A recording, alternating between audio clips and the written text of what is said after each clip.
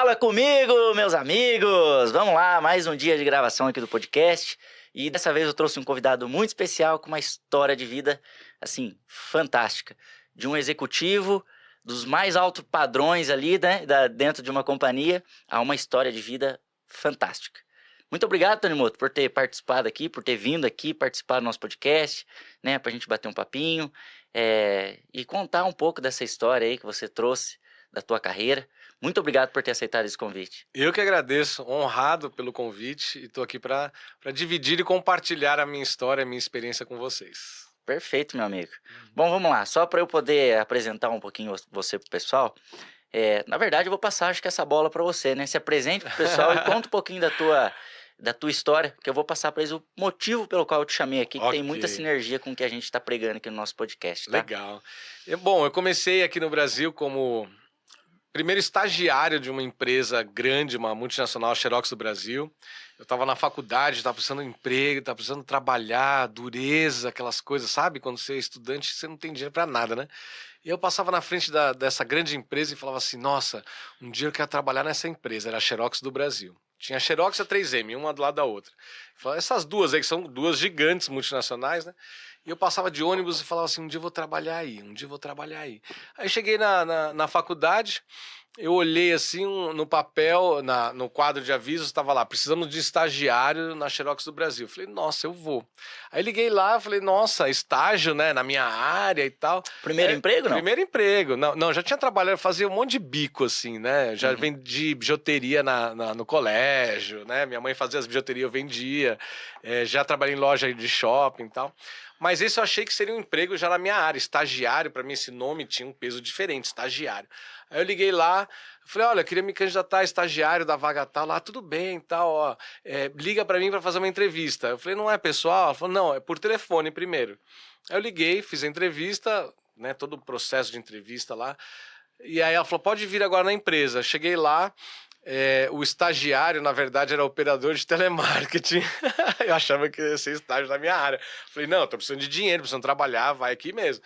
Aí eu comecei como operador de telemarketing na Xerox do Brasil. E aí sempre tinha um grande sonho de ser executivo, né, de brilhar, fazer sucesso, aquelas coisas assim, né, que a gente sonha. Aí acabei conseguindo meu primeiro emprego como executivo num jornal. Aos 25 anos eu cuidava de toda a circulação de dois grandes jornais de Campinas. E aí comecei minha carreira, né, minha carreira profissional, estudando bastante, fazendo cursos, né, nessa área de vendas e tal, A treinamentos. tua formação, qual foi? Relações públicas, comunicação social. E aí eu falava, nossa, eu quero ser... Coloquei uma coisa na minha cabeça, né? Eu falei, quero ser executivo internacional. Mas não sabia falar inglês, né? Não tinha nenhum MBA, pós-graduação, nada. Eu tinha muita vontade, tinha um sonho e a paixão por vencer, por brilhar, né? E aí, de repente, surgiu uma oportunidade, um CEO de uma empresa de comunicação do Japão estava no Brasil, ficou sabendo da minha experiência aqui, que meu case ficou famoso na área de jornais, porque eu aumentei em 127% o volume de vendas dos jornais, né? E aí ele falou, ele me contratou, falou, quero você lá no Japão. Eu falei, Japão, cara, é muito longe. Eu falei, não, eu quero ir para os Estados Unidos, queria aprender inglês, né?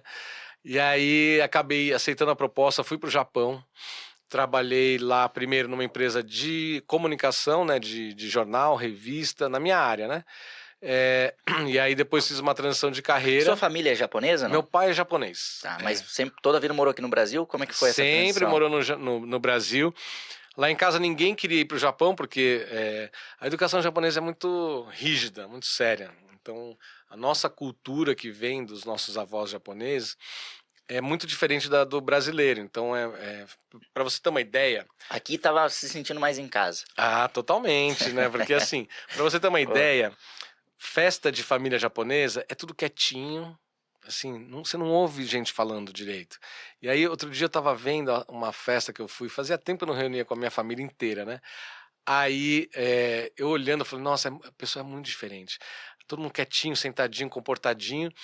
E eu lembro que na TV meu tio tava mostrando uma violinista de, sei lá, 5, 6 anos de idade. Uma coisa completamente diferente do que a gente tá acostumado nas famílias brasileiras, latinas, né? Uhum. Porque festa de brasileiro é todo mundo falando, aquele zum zum zum, é gritaria, criança correndo, né? Festa de japonês é muito quietinho, assim, sabe? E eu falava, não quero isso aí pra mim, eu não quero ir pro Japão, pra um lugar sério desse jeito, né? Mas aí acabei indo e acho que foi uma das melhores coisas da minha vida, porque Isso foi em que ano? foi em 2000. Tá. Em 2000 fui. Na época não tinha Google Translator, nada, sabe? Foi na raça, no Aplicativo, fui peito. na raça. Tá. Tinha um tradutor na empresa. E aí comecei a revolucionar também o mercado lá. Eu criei coisas diferentes. Cara, pra você ter uma ideia, eu mudei o mercado de anúncio de carro lá no Japão. Por quê? Aqui no Brasil, você abria jornal de domingo, assim, era tudo colorido, com anúncio das concessionárias, loja de carro e tal. E no Japão era só escrito os bloquinhos, assim. Eu falei, cara, Perfeito. nós estamos no país que inventou a câmera digital. Aí eu falei, compra uma câmera digital para todo mundo e os anúncios pequenos já tira foto e coloca. Aí eu chamei de vitrine do carro. E aí revolucionou também o mercado lá, todo mundo começou a fazer. Eu falei, gente, a gente tinha faca e queijo na mão, vocês não faziam nada aqui. Cara, daí, sim, teve muitos cases de sucesso lá. E aí eu fiquei durante 11 anos lá, né? Depois eu Tá. mudei para uma outra empresa de telefonia internacional. E como que foi esse desafio de aprender a língua, que foi sem saber falar a língua lá, né? Eu acho que deve ser, acho que foi talvez o seu maior desafio. É horrível, porque imagina que você é um, um cego, um surdo, um mudo. Porque você, se alguém falar assim, eu lembro que acontecia comigo, uma vez eu estava perdido na frente de uma estação de trem, assim, no Japão, em Tóquio. Tóquio é uma cidade muito populosa, então, assim, é muito prédio, muito barulho, janela, letreiro. Aí eu liguei para a empresa e falei, cara, eu tô perdido. Qual que é a entrada do metrô e do trem? Que eu não tô conseguindo diferenciar. Aí você tá em qual estação? Lê aí. Eu olhei e falei, não sei ler. As letrinhas, né, são símbolos, não é, né? Vê aí qual placa que tem, né, que você pode falar onde é que tá. Eu falei, não sei ler, cara, não tem como. Pergunta pra alguém, eu falei, não sei falar, né? Então, bateu um desespero que eu falei, cara, assim, comunicação é tudo na vida, né? Sim, Então, eu não conseguia me comunicar, eu comecei a ficar desesperado. Eu falei, gente, eu não sei falar, não sei ler, não sei escrever, eu não sei nem perguntar onde é que eu tava perdido. Aí me bateu um desespero. Depois desse dia, eu nunca mais saí. Eu mandei fazer um cartão o endereço de classificado. casa. O endereço de casa da empresa e no outro lado, como eu faço para chegar em tal lugar, onde é o hospital, onde é a polícia. Eu elenquei umas frases que eu falei, se acontecer alguma coisa, eu aponto e aí o cara sabe, entendeu? Entendi. Então, cara, eu ficava desesperado, né? Mas eu sou muito cara de pau. Então eu começo a fazer amigos, eu não tenho vergonha de falar. O jeitinho brasileiro, né? E aí eu não tenho vergonha de falar, de errar, então isso me ajudou muito, porque eu aprendi o inglês e o japonês sozinho. Então eu ia catando palavras e ia construindo a minha sentença, né, de frase. Eu lembro que uma vez, logo no começo, lá no Japão você compra um ticket do metrô e você pode pagar na saída o quanto você percorreu, não é uma tarifa. É bem justo, você andou bastante, você paga mais, andou pouco, paga menos. E aí, na hora que eu coloquei o ticket, a máquina engoliu o ticket, travou lá dentro. Eu falei, como é que eu vou falar que meu ticket ficou lá dentro? Aí comecei a construir as palavras, indo na direção da cabine lá para falar com o cara. Aí eu falei, lá eles falam máquina, fala machine, igual em inglês. Comer eu sei porque é tabeiro, comer, né? Que eu falava, vamos comer, tabeiro, tabeiro. Quando você tá com fome, né? E aí eu cheguei lá, bati na portinha lá, ele falou, o que foi, né? Aí eu falei assim, machine, tiqueto, tabeiro. Aí ele, começou a dar risada, falou, entendi, foi lá e tirou meu ticket. E, cara, comunicação é isso, é gesto, você vai aprendendo. Perfeito. Você não precisa aprender Cara, tudo. eu lembro que eu fui pra China com meu pai em outubro do ano passado, né? E você contando, me veio uma outra situação muito próxima sua. A gente tava na Canton Fair, a maior feira, cara, Canton de Fair. varejo, né? De produtos Aham. e tal. E aí a gente tava com um guia, e a guia, tudo que a gente perguntava, uma mulher, pessoa maravilhosa, ajudou a gente em tudo, mas assim, não desenrolava, sabe? Não, a gente ficava travado. É. E ficar dependendo de outras pessoas pra gente poder fazer aquilo que a gente precisa é horrível, uma É. porcaria. Eu lembro que eu falei com meu pai assim, pai, o negócio é o seguinte, amanhã, né, vai pegar esse Google Tradutor aqui e vamos nós dois. Ah! Vamos nós dois desenvolvendo, peito na coragem. É. Cara, foi dito e feito. Colocamos no tradutor ali e fomos falando do português pro tradutor. O tradutor foi falando, cara, a melhor forma da gente Rola. poder É. resolver a situação foi se colocando em desafio, né? Exatamente. É assim que a gente aprende. É. É assim que a gente aprende. Eu aprendi sozinho porque, cara, só tinha eu e eu não tinha outra coisa e tinha que falar, tinha que desenrolar, né? Isso é muito legal. Não, perfeito. E assim, depois a gente agradeceu a guia, falei, não, mas agora não precisa mais não, agora a gente vai por conta mesmo, vamos só no tradutor aqui que vai que vai. Porque quando você pede para traduzir, eles também subentendem, querem entender qual o objetivo e acaba mudando. Se ele não tá bem sintonizado, não trabalha há anos com você, não vai rolar, é difícil. E aí fiquei nessa empresa de telefonia internacional. E em 2000, daí tive um fato que a gente vai falar daqui a pouco, né? Em 2008 sofri um acidente. E em 2011 voltei para o Brasil novamente para começar do zero, Gabriel, do zero. Cheguei aqui com uma mão na frente e outra atrás e comecei tudo de novo aqui no Brasil. E é uma outra história bem complicada, mas Tá. foi Mas bem aí você saiu do mundo executivo ali, qual que era teu cargo lá na empresa? Lá no Japão, eu já estava, eu gerenciava 5 empresas, 5 Tá. CEOs de uma holding.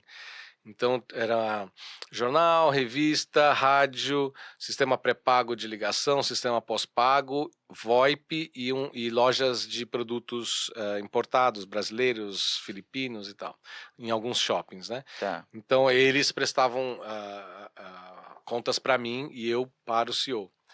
Então, eu entrava às 8h30 da manhã, até às 10 fazia reunião com todo mundo. Aí depois das 10 à meia-noite eu fazia com o CEO do grupo. Saía de lá meia-noite, meu último treino era meia-noite e 10. Eu chegava entre quase 1h da manhã em casa, e aí 8 horas já estava na rua de novo para chegar 8h30 na empresa. Tá. Bem puxado. Cara, e aí voltei para o Brasil, eu entrei na TOTS como diretor de contas da TOTS. E aí comecei minha carreira novamente aqui no Brasil. Fiquei até 2018 na TOTS. E aí migrei para o BNI, o Business Network International, que é o que eu estou ainda até hoje. Iniciei em 2011 aqui no Brasil, né, nessa empresa, junto com a TOTS. E aí fiz a transição de carreira e hoje eu só trabalho 100% com BNI. 100% BNI. Tá. BNI é aquele grupo de empresários que um vai auxiliando, ajudando o outro ali dentro, né? Tá. Quando eu cheguei no Brasil, não conhecia mais ninguém, assim, meus amigos de faculdade, de trabalho, tava tudo espalhado, cada um já tinha tomado o destino, porque, 11 anos Perde fora, o relacionamento, perde né? o relacionamento, você nem sabe onde é que tá trabalhando, muda muita coisa, né? E aí eu comecei do zero nos relacionamentos também. Tá. E aí comecei a participar de alguns eventos de rodadas de negócios, feiras, cafés da manhã, de associação, essas coisas, e acabei recebendo um convite em outubro de 2011 para conhecer o BNI, o Business Network International. É uma organização americana de negócios, onde nós trocamos referências de negócios empresário para empresário. Então, por exemplo, uma arquiteta vai ter um projeto e aí ela vai precisar de um gesseiro, de um pedreiro, de um pessoal de vidro, elétrica, toda a cadeia da construção, Tá. ela pega pessoas do grupo dela, né? E aí eles conseguem também se indicar. O do vidro, se ele está precisando de alguma demanda de um arquiteto, já indica o arquiteto. Então, a gente se ajuda um ao outro sem comissionamento.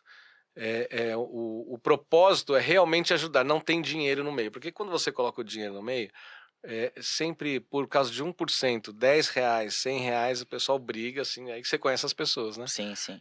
No BNI, não, a gente quer ver a felicidade do outro em negócios, né? E aí, quando eu cheguei para ver essa organização, eu sentei na mesa e falei, cara, isso tá há 10 anos do que eu vivia lá em Tóquio, de tão à frente do tempo. Porque hoje se você fala, o pessoal até está começando a entender, os grandes influencers aí estão começando a falar tudo de networking agora. Tem que ter network, tem que fazer network. Só que a gente já faz há 39 anos. Então a gente está 39 anos à frente do que Perfeito. estão começando a falar Cara, agora. network é tudo, né? Network é tudo. Relacionamento é tudo. Porque o marketing mais efetivo que existe é o boca a boca. Não tem como. Sim. A gente compra o que a gente conhece e o que a gente confia, né? Sim. Eu brinco lá no escritório que a gente só precisa ter amigo. A gente só precisa de ter amigo. É verdade. Tá, deu um probleminha, numa situação assim. É uma ligação, uma ligação que você resolve. Né? Você conhece alguém de confiança, é o princípio da confiança. É. Por isso que dentro da nossa organização, nós trabalhamos a confiança. As pessoas têm que confiar em você para poder te indicar. Porque a hora que der problema, eles não vão ligar pro cara que pisou na bola, eles vão ligar para você. Pra quem indicou. Pô, Coutinho, você me indicou um cara aqui que pisou na bola, sumiu com o meu dinheiro, não sei o que lá. Cara, você perdeu um amigo, perdeu às vezes um cliente. Credibilidade e o nome que é o que o homem, exatamente, né, que tem. mais teme. Exatamente. É a única coisa que a gente tem que preservar, né? Sim. Então a gente empresta a nossa credibilidade para o outro, né, para fazer negócio. Então a gente tem que ter uma relação de confiança e isso leva tempo, não é de uma hora para outra. E quando eu via essa organização, eu falei, cara, ela tá há 10 anos à frente do Japão. Para mim foi muito inovador. Eu tinha acabado de chegar do Japão, faz uns 8 meses que eu estava no Brasil. Para quem viveu 11 meses em outro país, você já vira um cidadão do outro país, os costumes, hábitos, o pensamento. E aí, quando eu cheguei no Brasil e vi isso, daí eu falei, cara, isso daí está 10 anos à frente. Eu preciso entrar nessa organização. E eu falei, não saio daqui enquanto não assinar o contrato. Os caras não é assim. Eu falei, Mas você estava entrando como um membro. Para conhecer todo o trabalho. Lá na hora eu saquei, eu falei, eu quero entrar. Tá. Não é assim, tem que fazer entrevista. Eu falei, não quero saber, eu faço agora, eu tenho que sair daqui com o contrato assinado. Aí eu entrei, né? Fazem 13 anos agora, e agora que as pessoas estão começando a falar de networking. Né? Então a gente está muito à frente, a gente está uns 10, 20 anos à frente do empresário normal que está começando, infelizmente, porque são informações privilegiadas que não é culpa do empresário, é a informação que demora para chegar às vezes. E talvez a rotina também do pequeno empresário que está começando agora também, né? As prioridades, né? As preocupações. Cara, quem começa assim, abre no peito e na coragem, a pessoa tá com problema operacional, tá com problema de venda, tá com outro tipo de problema. Todos os problemas, né? E ele tem que resolver todos sozinho, né? É o Bombril, né? Mil e uma utilidades ali. É o eu empresário, né? Ele que tem que... Ele que vende, ele que entrega, ele que fabrica. Mas tem até uma situação assim que eu aprendi até com o Ricardo da Ricardo Eletro, Ricardo Nunes, né? Fala assim, você tem que sair de dono para empresário.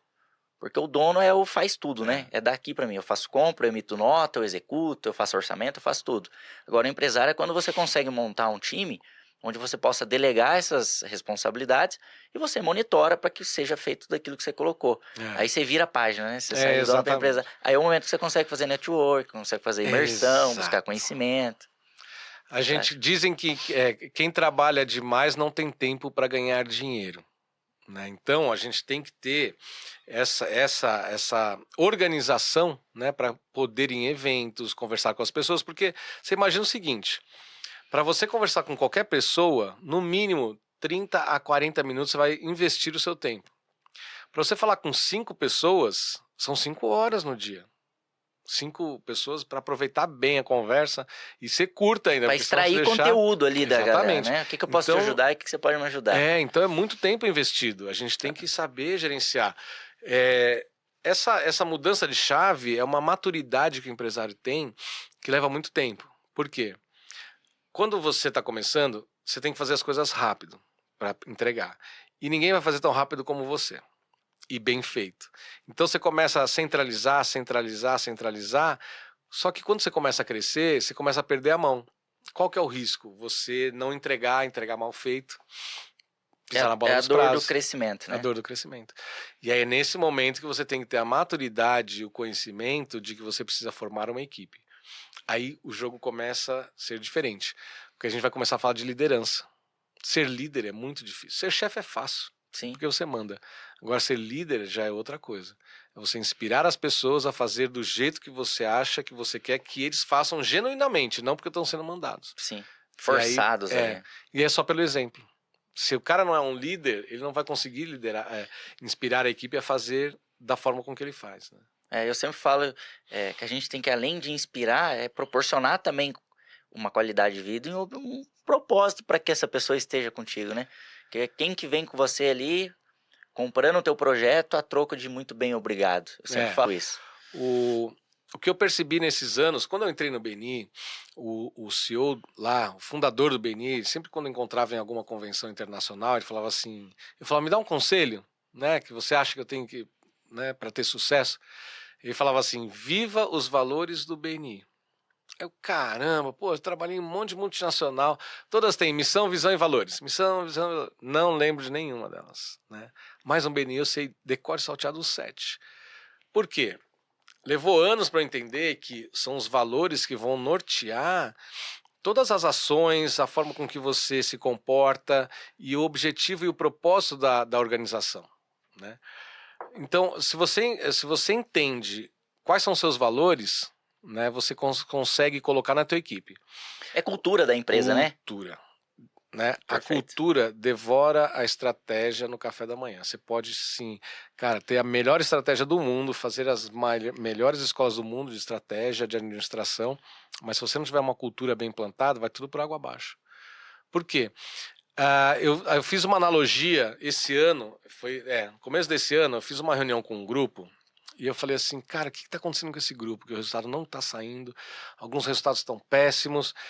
Eu peguei todo o meu dashboard, os gráficos que eu tenho, né, de performance, de reuniões que eles têm que fazer entre eles, e eu coloquei do lado dos valores do BNI. E eu consegui achar uma correlação entre os valores e os resultados no gráfico. Por exemplo, eu tenho um valor que é construção de relacionamentos. Um dos nossos valores, construção de relacionamentos. E no grupo, os empresários têm que fazer uma reunião um com o outro para quê? Para se conhecer melhor, para saber quem são os seus clientes, para conhecer a pessoa. Isso é construção de relacionamentos. Então, quando eu vi que o número de reuniões membro com membro estava baixo, eu peguei o valor construção de relacionamentos. Falei, tá errado. Tá baixo, não tá baixo. correspondendo Vocês com o não valor da estão empresa. entendendo os valores, Perfeito. né? Então eu falei, cara, deu uma virada de chave, e aí eu fui para essa reunião com o grupo, os 40 empresários. E eu mostrei, olha aqui como os números estão relacionados ao nosso comportamento, que são nossos valores, nossos pensamentos, nossos propósitos. Né, nosso propósito. E aí eu consegui relacionar cada gráfico com um dos valores. Eu falei, cara, que interessante. Então, se você está tendo um problema na sua empresa, vai, antes de analisar friamente só os números são resultados do comportamento, né? A consequência dos comportamentos da empresa. Tenta achar quais são, né? E aí você vai conseguir ter uma correlação onde você precisa trabalhar no comportamento da sua equipe para gerar resultado. Aí eu comecei a fazer essa análise em todos os meus grupos e deu uma virada de chave Tem uma animal. frase de um presidente que foi do Grupo Silvio Santos, ele fala assim, resultado ruim, cultura pode ter certeza que é das mais fracas possível, né? Então assim, quer ter resultado bom, muda a cultura. E muitas vezes a gente tem que trocar gente, treinar, trazer gente Com que tem o mesmo certeza. princípio que o teu. Existe um dos nossos valores, chama-se accountability. O accountability não tem tradução para o português. O accountability é responsabilização. Uma das traduções aí, tentando explicar o que é accountability. O accountability, ele é o que se pratica em alguns países como Japão, Alemanha, nos Estados Unidos, que é assim, por exemplo, você está passando na rua e você vê um papel. Ele não foi você que jogou, mas você vai lá e pega e joga no lixo. Isso é ser accountability. Né? Trazer a responsabilidade para você também. Por exemplo, o problema de segurança no Rio de Janeiro não é um problema só do Rio de Janeiro, é um problema nosso de São Paulo também. Porque se eles começarem a erradicar a violência lá, eles vão fugir para onde? Para São Paulo.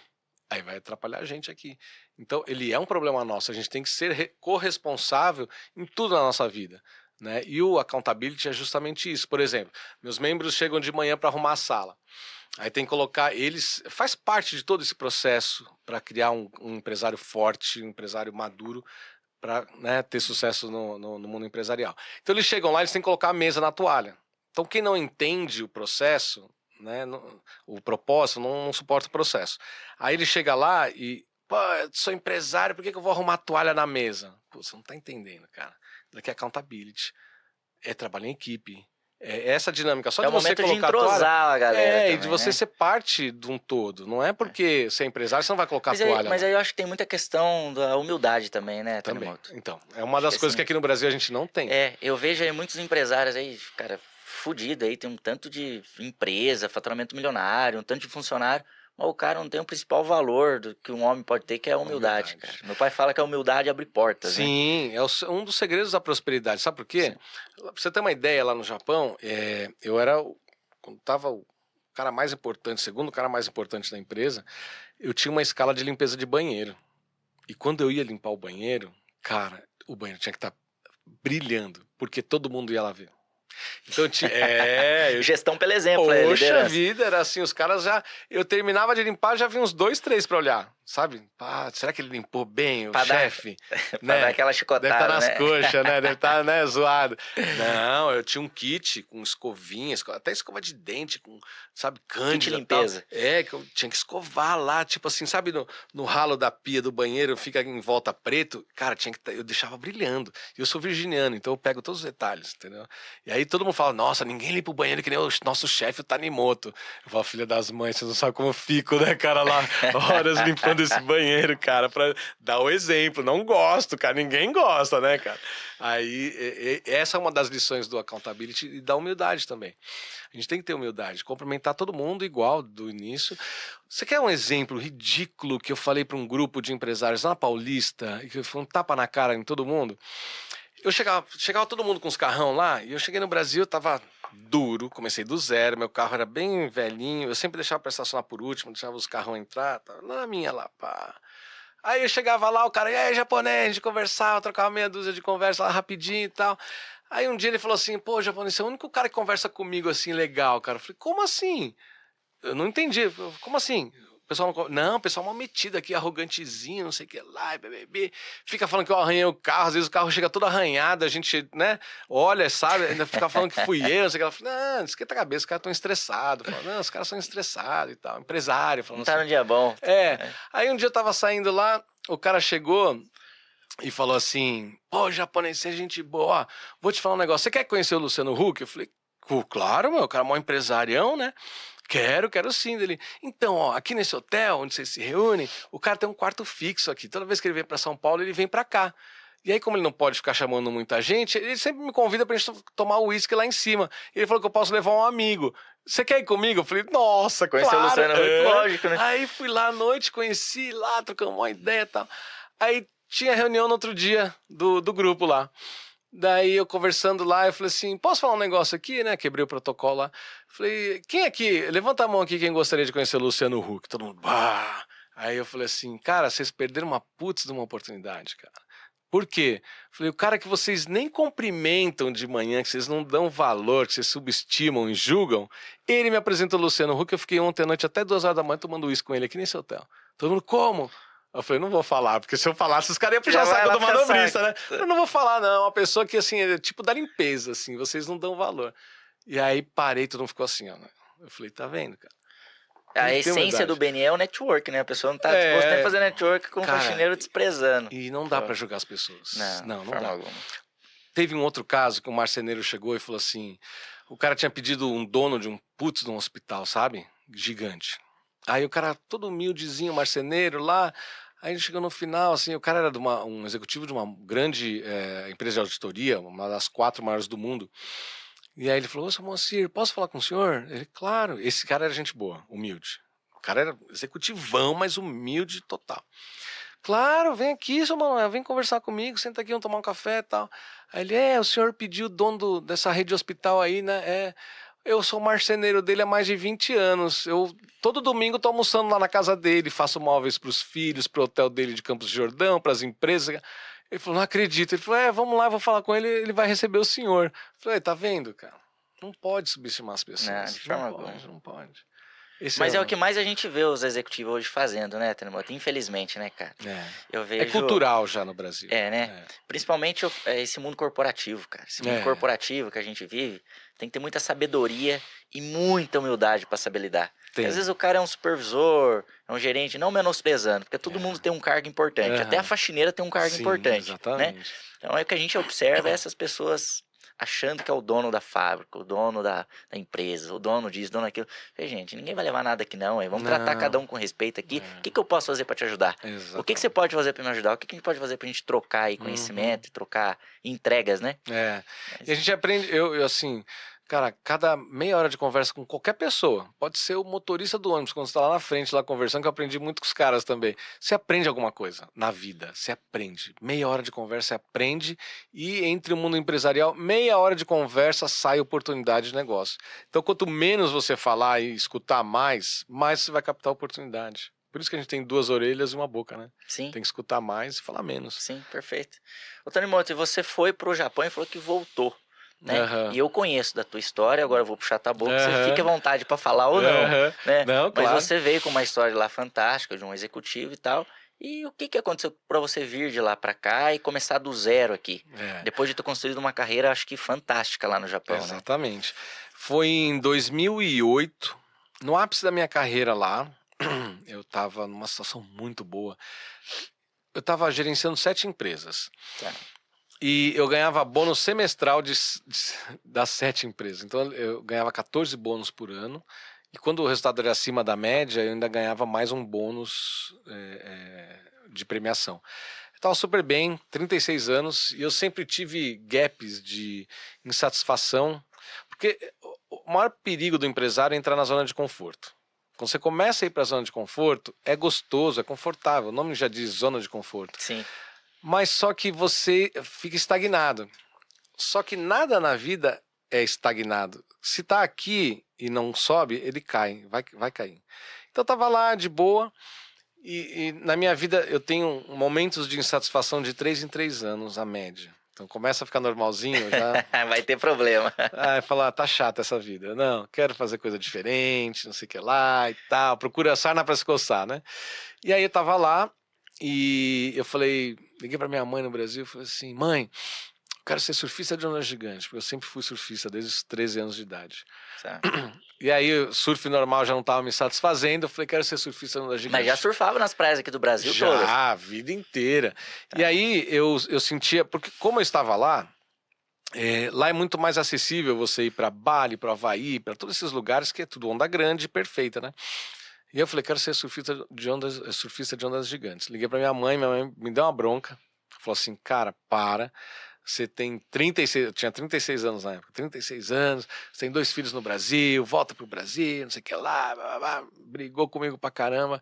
Eu desliguei o telefone, entrei na internet, comecei a procurar onda gigante, tudo em japonês.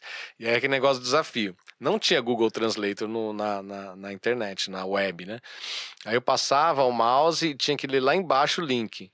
Em inglês, previsão das ondas, barra, não sei o que lá e tal. Aí pelo link, ali de baixo eu sabia se era para clicar ou não. E ia assim, pá, pá, até descobrir um site que tinha previsão das ondas e tal. E aí, conhecendo outras pessoas, eu conheci uns surfistas lá, que a gente ia surfar junto. E aí eu falei que queria surfar onda gigante. Os caras falaram, meu, só tem onda gigante aqui depois do furacão. Eu, como é que é essa história? Né? É assim, assim, assado. Eu falei, puta, legal, vamos, me ensina, tal. O cara me ensinando, ó, o furacão vem aqui, quando passar nessas praias aqui vai ter onda gigante. Eu falei, vou lá. Fui, comecei.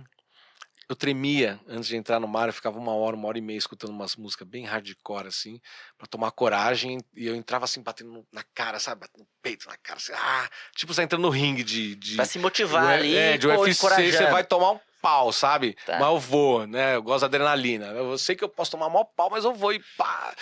E eu entrava assim, minhas pernas, cara, atrás tremia tanto, cara, que passava aquele negócio gigante, quando você furava a onda assim, cara, você furava, você tava quase 6 metros abaixo da água pra você subir assim, parecia um foguete subindo. Eu, caramba, isso mata, mano. Eu falei, isso daqui mata, cara, então vamos. Aí comecei a descer essas ondas grandes e tal, adrenalina a milhão assim. Aí no dia 16 de agosto de 2008, a minha última onda, quando eu vi que ela ia fechar assim, eu falei, meu, esse negócio vai explodir, eu tenho que pular daqui, passar por baixo dela, né? Para poder sair atrás e não tomar um caldo, não morrer afogado aqui, né? Quando eu pulei, formou uma bancada de areia, deu uns 3 segundos assim que eu entrei na água com a mão na cabeça assim, minha mão bateu no chão, veio na minha cabeça e eu quebrei o pescoço, 2 vértebras aqui atrás. Na hora que eu bati a cabeça, eu falei, putz, cara, parou de funcionar tudo aqui, só fiquei piscando.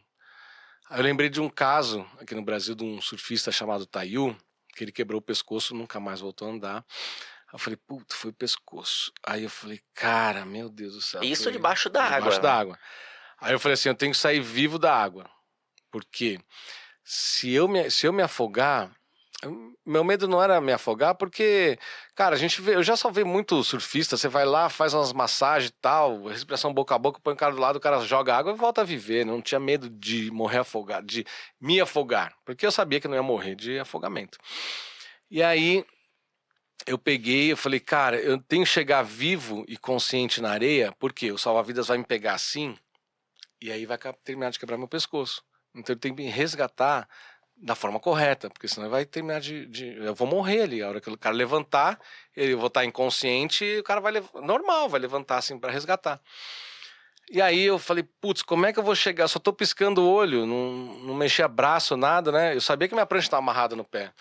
Aí eu lembrei de um indiano que tinha uma reportagem na BBC de Londres. Os caras colocavam ele debaixo da água, acorrentado numa caixa de acrílico, ele ficava lá 45 minutos, tiravam ele e ele tava vivo. Na zen lá, né? Aí a reportagem era explicando como é que ele fazia para ficar vivo todo esse tempo embaixo d'água. Ele falava 45 minutos. 45 minutos. Ele falou que ele, através da yoga e meditação, ele controlava as batidas do coração. Daí, nesse momento, eu falei, puta, eu preciso controlar meu coração. Aí eu não sei como, peguei, meu coração começou a bater bem devagar. Puf, puf, devagarinho. Eu fiquei calmo, como se estivesse aqui, respirando. Não senti falta de ar em nenhum momento. Fiquei calmo ali, eu falei, enquanto eu estiver aqui embaixo, beleza. E a onda vinha e me levava. Isso, vai levando. Lá embaixo que eu estava controlando. E aí, num dado momento, eu só estava com medo de virar de barriga para cima. Por quê? Se eu virasse de barriga para cima, o nosso nariz ele não fecha sozinho, né? Então ia entrar água no meu nariz. E aí eu não queria virar de barriga para cima, estava lá embaixo, tal. Quando eu virei de barriga para cima, eu lembrei, eu tinha feito um curso de apneia para ir para o Havaí, para Bali, onde a gente vai numa piscina, uns 3, 4 metros, vai lá embaixo, solta todo o ar, né? A gente afunda e encosta as costas no chão. E ali você solta todo o ar e olha para cima e deixa a água entrar no nariz até aqui. E controla. Aí na hora de respirar você sobe, joga a água fora ou engole e respira de novo e desce de novo. Esse era o treinamento que a gente fazia. E o surf pra você era algo que você competia ou era... Eu gostava de participar, era algo Não, bacana. Eu gosto de participar no final de semana, curtir e tal. Não era mais eu ia era competição. começar. Eu fui convidado para competição, mas eu tive uma briga muito feia em casa, com meu pai japonês. Ele falava que surfista era vagabundo, usuário de droga, aquelas coisas, sabe? Na minha época era essa a imagem que tinha, né? E aí quando eu fui sair para competição, o meu pai chegou e falou: se você sair, você não volta.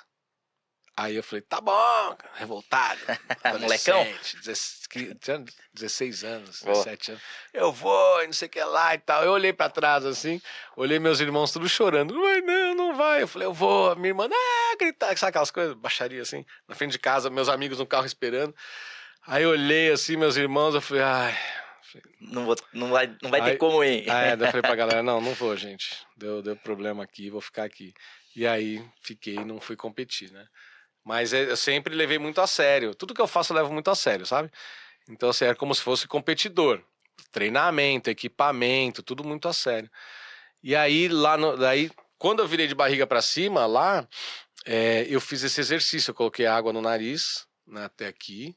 Aí, consegui controlar, fiz isso 3 vezes. Na 4ª vez, entrou água na minha boca e eu perdi a sincronia. Comecei a me afogar. Foi nessa hora que os salva-vidas chegaram e quando eles foram me resgatar, eu falei, foi pescoço, me resgata direitinho. Os caras, pegaram certinho, me imobilizaram, colocaram naquela prancha de resgate, me amarraram, colocaram o colar cervical e me levaram para ambulância. Talvez se você tivesse aqui no Brasil, teria essa possibilidade, porque a gente sabe que Cara, as condições, né, da medicina aqui no Brasil é um pouco menos, né? Mas, tem um ponto que a gente sempre discute muito isso sobre Brasil. O Brasil não tem estrutura de resgate, né? Mas o Brasil tem, assim, a parte de medicina no Brasil é muito avançada. Né? Se você pega um hospital das clínicas, é referência total. Eu acho que vai muito, assim, da sorte, não da sorte, mas De quem tá ali naquele momento. Do universo, né? De Tá. Deus, né, cara? Porque... Quando chega a hora, é a hora. Quando não chega, putz, pode estar onde for, né, cara? tem gente que... Minha irmã é médica, né? Formada aqui pela USP, mas ela é médica lá nos Estados Unidos. Ela falou, cara, independente, no Brasil tem médicos muito bons, não é pelo país. Logicamente que toda a infraestrutura de helicóptero TI, ambulância, que já estava lá na praia, isso vai contar bastante na hora do resgate. Mas é difícil a gente avaliar assim, né? Eu, cabeça de brasileiro, a gente fala do nosso país, né? Não, se fosse aqui no Brasil tava ferrado e tal. Mas eu também não sei, viu, até que ponto. Lá sim é referência. Então lá tinha ambulância, o helicóptero chegou, era UTI, eu parei em cima do hospital e não tem falta de equipamento, tem abundância de equipamento, que eles fabricam os equipamentos. Aí cheguei em cima do hospital, pá, rodei lá, puta, tomografia, ressonância e não sei o que lá. Eles estavam preocupados se eu tinha batido a cabeça numa pedra, alguma coisa. Estavam mais preocupados com o cérebro do que o pescoço em si. Que já sabiam, né? Falaram, o cara já tá, né, tetraplégico. Eu fiquei tetraplégico.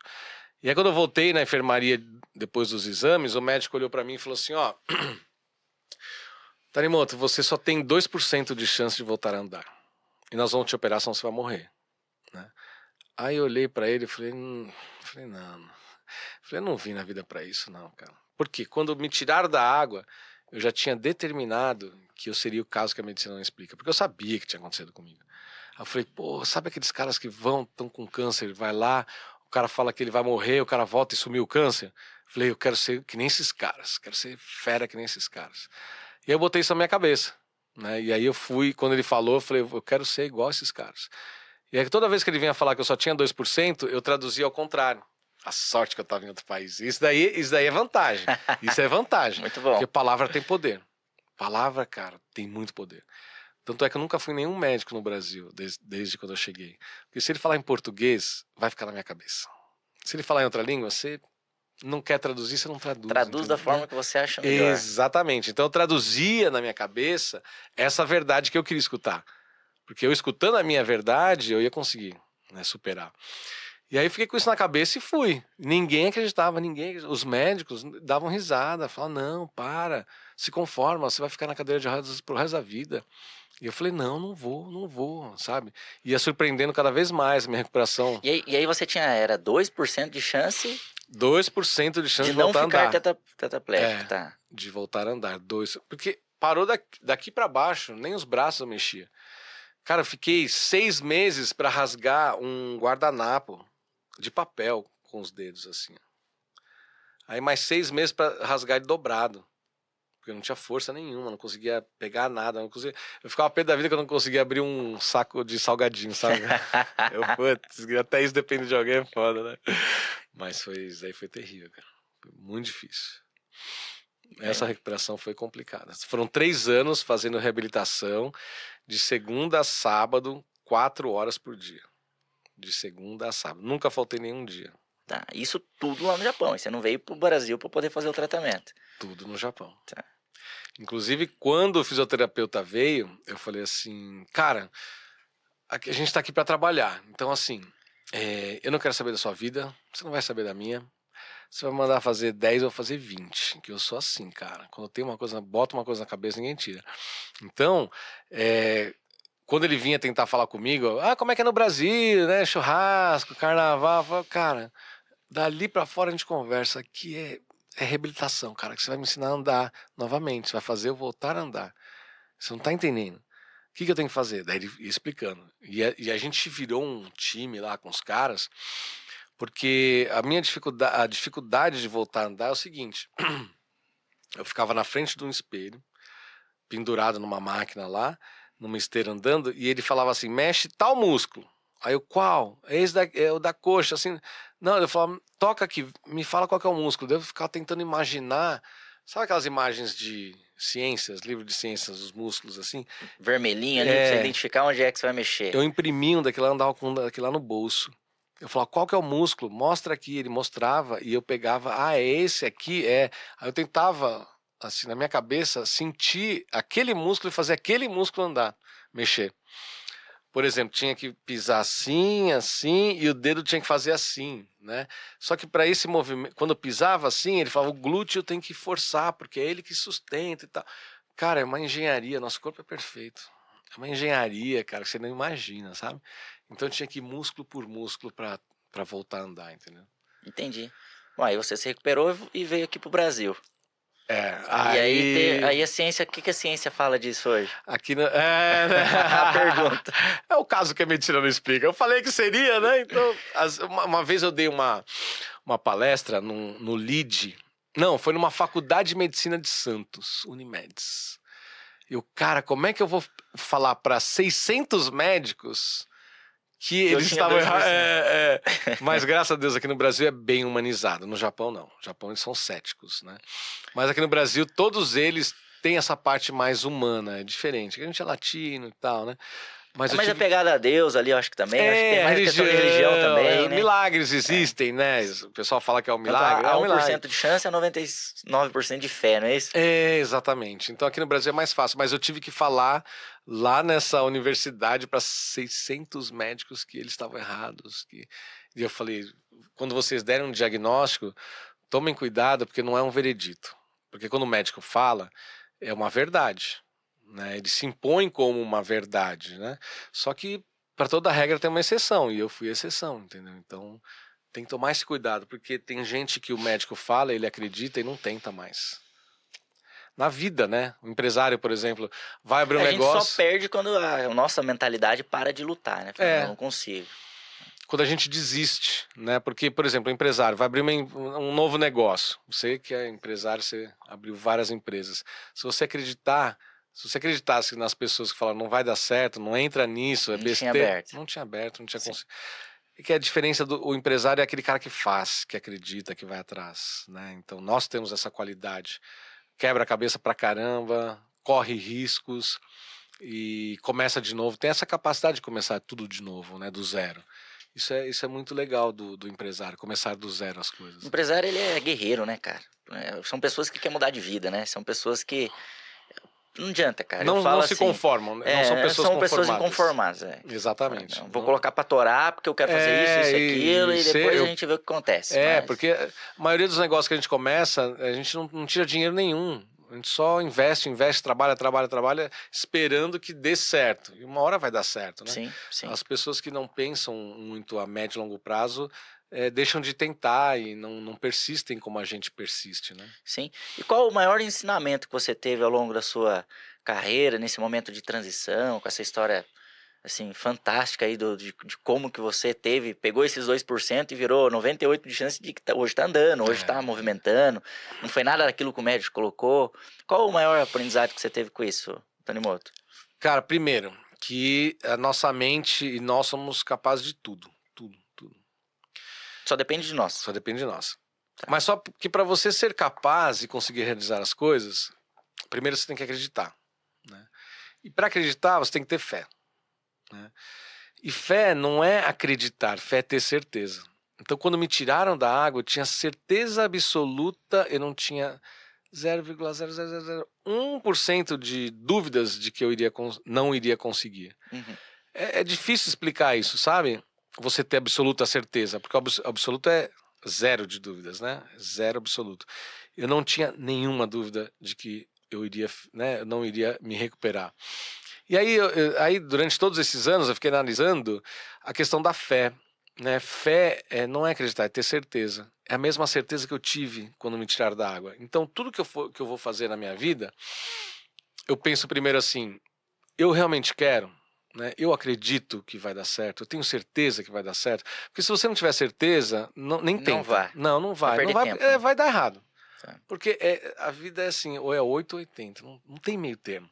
Ah, eu vou tentar e se não der certo eu vou fazer tal coisa. Não vai dar certo. Porque você já não foi com aquela Energia, decisão. aquela dedicação pra poder fazer dar certo o a negócio. decisão de fazer, né? Sim. Então, depois de todos esses anos, eu fiquei analisando também, e na minha palestra eu falo muito sobre fé, que é ter certeza, porque as coisas acontecem, né? Você vai criando, a gente tem várias explicações, né? A lei da atração, Deus e outros deuses aí, pessoal. Mas cada um chama de um jeito que quiser, mas essa fé, ela vai fazendo com que as coisas vão se arrumando lá na frente para dar certo, né? Uma vez eu estava indo fazer o lançamento do meu livro lá em Aracaju, e não sei que cargas d'água, não sei por que eu me atrasei. Alguma coisa que eu tive, sabe? Tipo, esquece o celular, o elevador demora, não sei o que lá. Ou pega um trânsito, um motoqueiro lá, atrasou.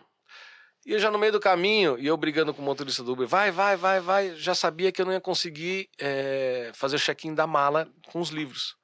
Falei, vou ter que, né, lá, tentar ver Tem como que é dar que uma eu faço. enrolada lá. Dá uma enrolada lá, que no Brasil, graças a Deus, tem um jeitinho brasileiro. Aí cheguei lá, eu falei assim, nem adianta eu querer brigar com a menina do check-in, porque tudo tem regras, é horário. Eu falei, ó, já sei que eu tô atrasado, eu preciso despachar essa mala para Aracaju, tem que chegar comigo hoje no meu voo, ou mais tardar à noite, que eu vou dar palestra e eu vou ter o lançamento desse livro. Ela, não posso fazer nada, senhor, vai lá na loja. Eu falei, tá. Peguei, fui lá na loja da companhia aérea. Quando eu cheguei lá, tinha 2 caras na frente, né, e tava vazio. Aí eu ia entrar, eu falei, deixa eu perguntar para esses caras, né. Eu falei assim, aconteceu isso, como é que eu faço para entrar com essa mala? Ele falou, se você entrar ali e pedir, eles vão cancelar a tua passagem, você vai ter que pagar e você vai no próximo voo. Agora, para esse lugar que você vai, só amanhã. Eu falei, nossa, ferrou. Eu falei, cara, não posso por causa disso. Ele falou assim, dá um de louco, pega essa mala e entra lá. Lá em cima você vai ter que despachar, O famoso miguezinho, né? né? Só que, cara, você tá ligado, no aeroporto você chega, eles medem a mala de mão naquele, né, gabarito ali, não pode, não sei o que lá, não entra. Eu entrei com a mala e eu falei, aí eu falei, aí eu tenho que ter fé. Desde o caminho ali, que eu já sabia que eu tava atrasado, eu falei, não sei como, mas vai dar certo. Aí tá acontecendo tudo isso, eu entrei, cara, entrei com essa mala gigante assim, e eu fui andando e ninguém tava vendo, né? Como é que ninguém tá vendo essa mala, cara? É enorme. Essa mala tudo qualquer um vê. Aí chegou no raio-x, eu tinha que jogar a mala e por causa do meu acidente eu não posso pegar peso e tal. Eu falei pro cara, ô, me ajuda aí. Ele pegou e colocou a mala lá em cima. Todo mundo assim, né? Eu olhei pra todo mundo, ninguém percebeu nada. E passou, cara, dentro daquele raio-x. Se fosse eu do raio-x, eu ia falar assim, você tá louco, cara, o tamanho dessa mala não é nem pra entrar aqui, por questão de segurança, uma bomba, alguma coisa, sabe? E aí, pá, tirou lá, o cara me ajudou a tirar. E era um cara que tava com aqueles coletinhos do staff lá da pista lá. Aí eu peguei, cara, o meu portão de embarque era o último. Eu andando no aeroporto inteiro, eu falei, alguém vai encrencar com essa mala. Quando eu cheguei para entrar, para embarcar, a mulher veio sorrindo assim, oi, tudo bem? Eu falei, tudo bem. Eu falei, será que você pode despachar essa mala? Ela, claro, pegou a mala. Eu falei, ela Na não tá maior vendo. educação, nem viu. Eu dá vontade de falar, você tá vendo o tamanho dessa mala aqui, cara? Será que você tá vendo? Olha só, que agora eu já cheguei aqui em cima, dane-se, né? Ela pegou e nem paguei a mala. Nem paguei a mala. Então, assim, é sobre isso. Vai dar certo. De algum jeito dá certo. Porque tem forças que a gente não conhece, nem nunca vai conhecer, saber do que se trata, mas vai dar certo. Então é isso que eu sempre tenho na minha cabeça. Eu vou e vai dar certo. Entendeu? Sempre com essa certeza. Fantástico, fantástico. Assim, são insights valiosos aí para quem tá nos ouvindo, né, Tanimoto? Assim, para mim é uma honra ter te recebido aqui. Agradeço demais por você ter compartilhado a tua história de vida fantástica. Eu mesmo tenho vários insights aí que você foi falando. E mentalmente eu fui anotando, puta que legal, também fiz isso, também fiz aquilo. Isso aqui também faz sentido, isso aqui não faz sentido. Exato. Eu acho que isso assim, essa é a essência do nosso podcast, né? Exato. É trazer esse tipo de história e conteúdo para poder agregar a vida da pessoa que tá numa situação parecida, semelhante como essa. Uma pessoa que quer começar a empreender, ou alguém que quer se desenvolver, quem quer ganhar mais. Existem formas, né? Sim, eu acho que a gente precisa ter fé. Exatamente. Eu acho que começa ali, precisa acreditar, precisa arregaçar a manguinha ali, não, fazer, dá aqui né? pra mim que agora vamos fazer. Então eu agradeço demais por estar aqui junto com a gente, tá bom? Obrigado. Pessoal, muito obrigado pela audiência, por estar nos ouvindo aí novamente.